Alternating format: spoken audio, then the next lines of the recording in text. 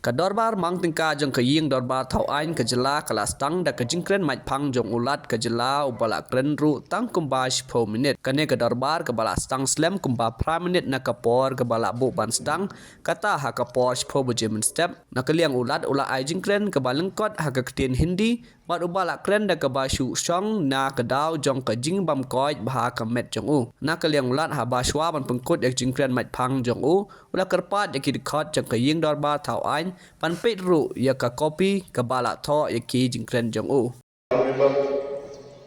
मेरी स्पीच की official copy सदन के पटल पर आपके सामने रखी हुई है। आप बहुत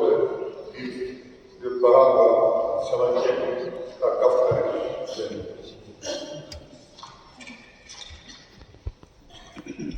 माननीय सदस्यों, मेरे प्रस्तुति विभाग ने पिछले वर्ष के दौरान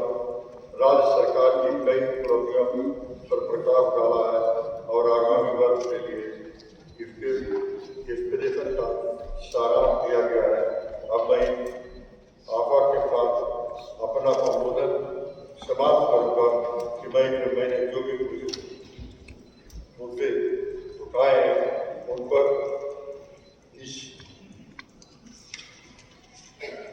इस सम्मानित सदन में विचार विमर्श किया जाएगा। उगले निकले। जय हिंद, जय भारत।